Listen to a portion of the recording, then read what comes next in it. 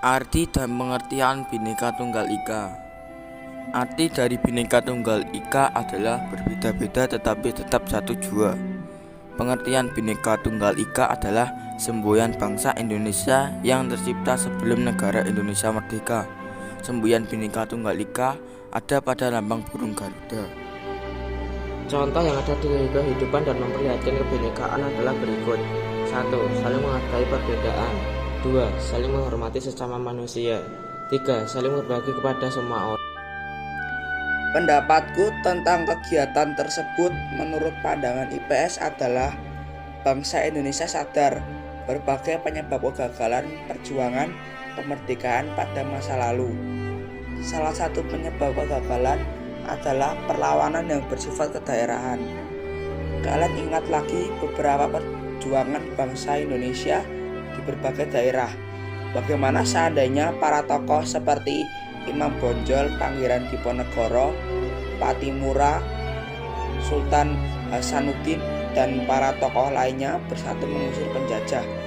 Tentu Belanda akan mudah ditaklukkan pada abad awal XX.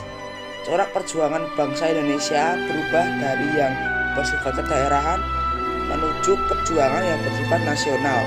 Bangsa Indonesia telah menemukan identitas kebangsaan sebagai pengikat perjuangan bersama.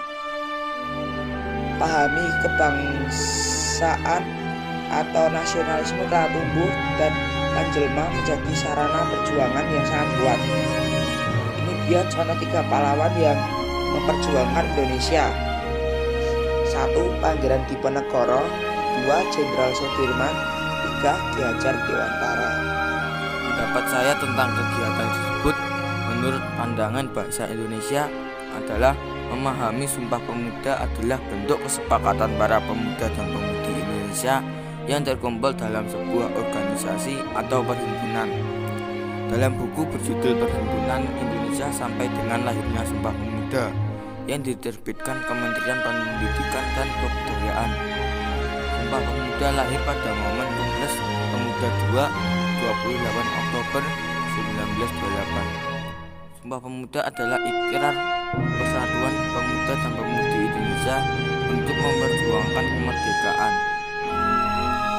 Satu hal yang unik adalah istilah Sumpah Pemuda tidak muncul pada saat hasil Kongres di tanggal 27 dan 28 Oktober 1928 tersebut. Istilah ini justru muncul setelah Kongres itu selesai. Dijelaskan, isi Sumpah Pemuda adalah terdiri dari 3 pikiran pokok penting berwujud persatuan.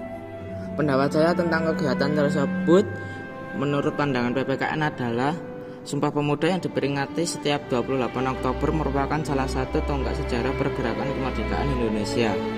Keputusan Kongres Pemuda di Batavia 27-28 Oktober 1928 menegaskan 3 cita-cita yang kemudian dirumuskan dalam bunyi Sumpah Pemuda. Sumpah itu akan selalu berlaku untuk keutuhan bangsa.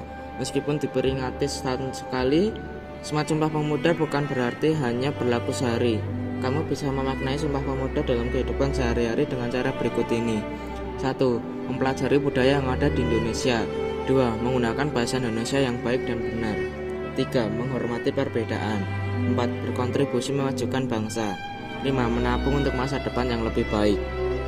Tentang kegiatan tersebut menurut pendapat Benjas yaitu melalui sepak bola pun negara Indonesia sendiri bisa menjadikan masyarakatnya menjadi bersatu jika tim nasional Indonesia akan berlaga.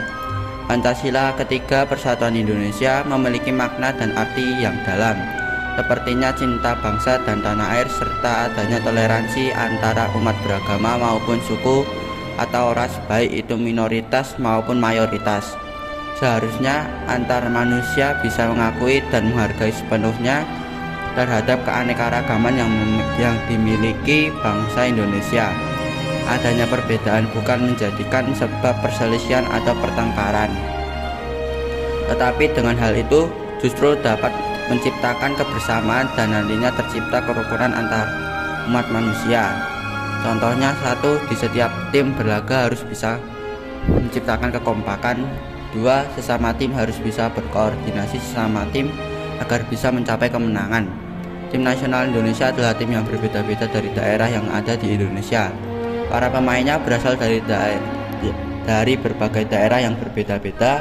Namun timnas harus bisa menerima timnya dari daerah masing-masing dan harus bisa menerima kelebihan atau kekurangan dalam timnya. Dengan tim nasional Indonesia, kami merasa sangat bangga, tetapi tim yang ada di timnas harus bisa menerima tim apa adanya.